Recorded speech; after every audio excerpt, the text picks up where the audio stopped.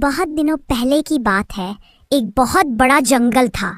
उस जंगल में एक तेंदुआ रहता था जो बहुत ही आलसी था। शिकार को दौड़ा दौड़ा कर पकड़ना उसके लिए बहुत ही कठिन काम था।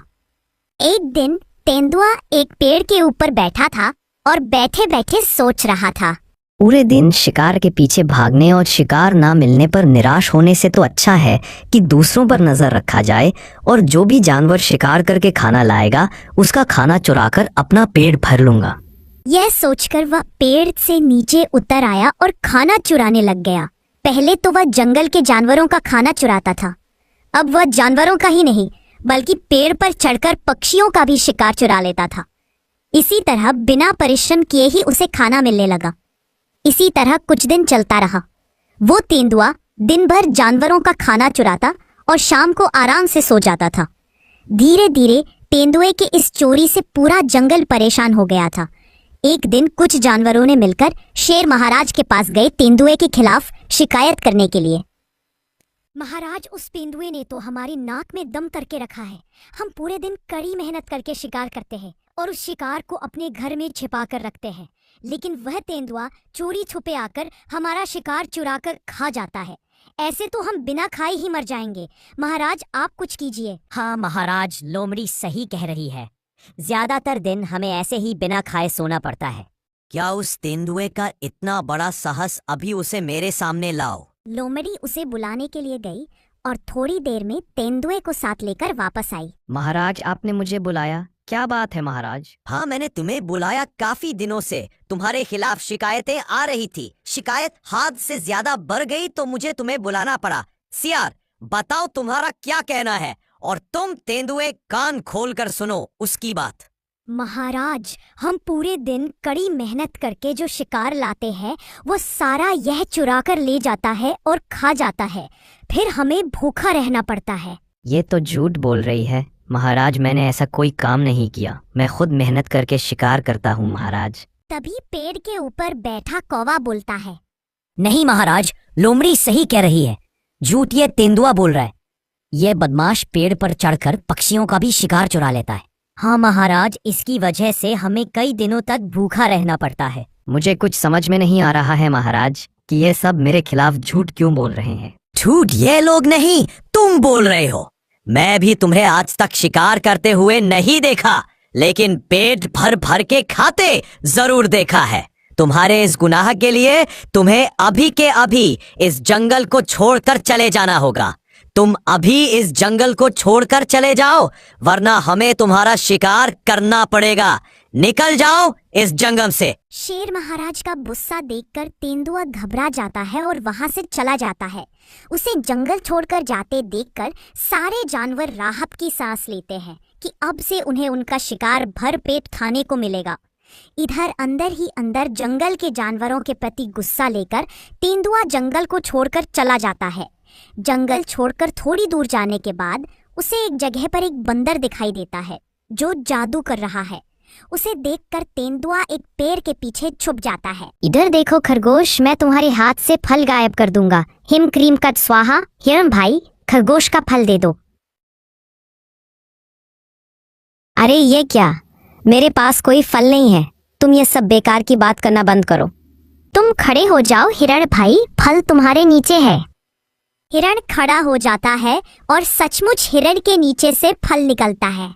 यह सब देखकर तेंदुआ सोचता है, अगर ये जादू मेरे हाथ आ जाए तो मैं बैठे बैठे भर पेट खा सकता हूँ और उस जानवरों से बदला भी ले सकता हूँ। यह सोच वह बंदर के पास गया और उसे पकड़ लिया।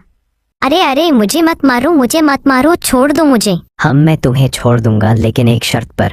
अगर तुम मुझे ये जादू अच्छी तरह से सिखा दो तो मैं तुम्हें छोड़ दूंगा। फिर बंदर ने अपनी जान बचाने के लिए तेंदुए को जादू सिखाया। कुछ दिनों तक जादू सीखने के बाद तेंदुआ वापस अपने जंगल के तरफ चला गया। जंगल में प्रवेश करते ही सबसे पहले उसने लोमड़ी को देखा जो झाड़ियों के पीछे एक शिकार को पकड़कर खा रही थी। उसे देखकर तेंदुआ एक बड़े से पेड़ के पीछे छुप गया।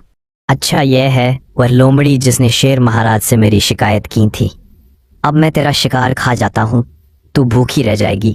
ये देख मेरा कमाल, हिम क्रीम कट स्वाहा। अरे यह क्या, मेरे पंजे से मेरा शिकार कहाँ गया? अभी तो मैं मेरे सामने ही था। हिम क्रीम कट स्वाहा।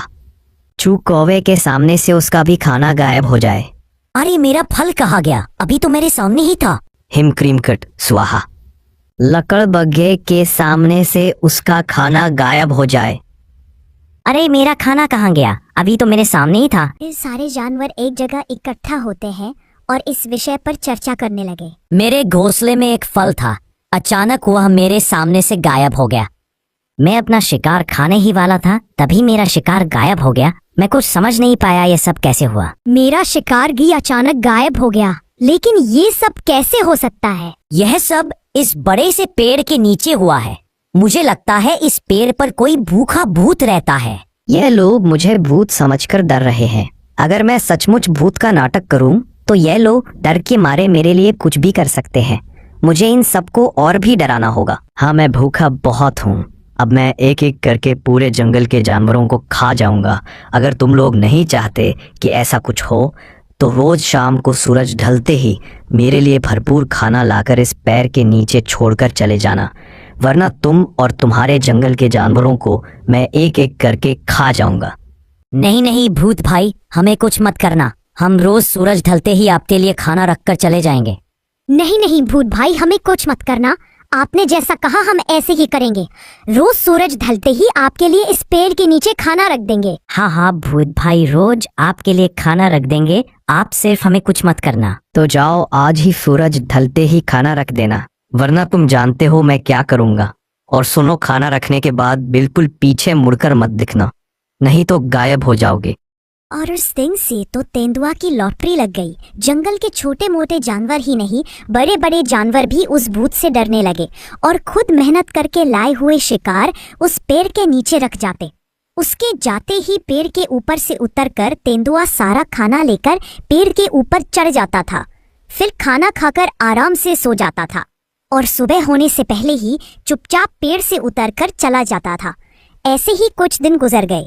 इधर सारा जानवर अपना लाया हुआ शिकार पेड़ के भूत को खिला खिलाकर थक गए और सबने मिलकर शेर महाराज के पास गए इस समस्या का हल करने के लिए।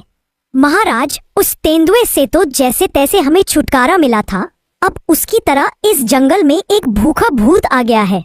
हमारा सारा खाना उसे देना पड़ रहा है।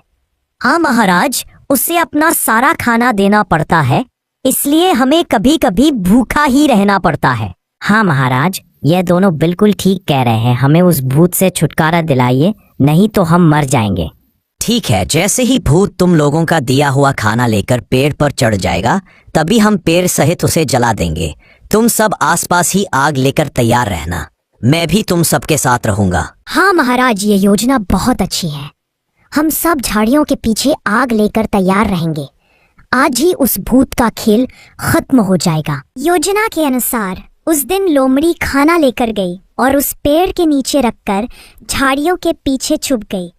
थोड़ी देर चुपचाप रहने के बाद सबने देखा कि खाना गायब हो रहा है।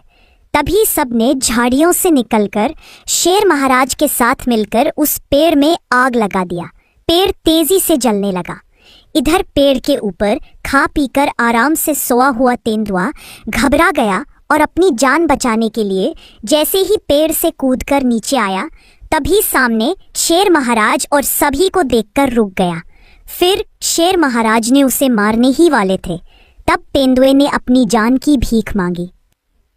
मुझे माफ कर दीजिए महाराज, आज से मैं कभी भी ऐसा काम नहीं करूंगा। मैं तुझे माफ कर सकता हूँ, लेकिन जितने दिन तू इन जानवरों का खाना खाया है, उससे दुगना दिन तू इन सबको शिकार करके खिलाएगा। लेकिन एक बात याद रखना, अब से आलस किया तो मैं तुझे नहीं छोड़ूंगा। नहीं महाराज, अब से मैं कभी भी आलस नहीं करूंगा। मेरी आंख खुल गई है, मुझे माफ कर दीजिए। उस दिन से तेंदुए ने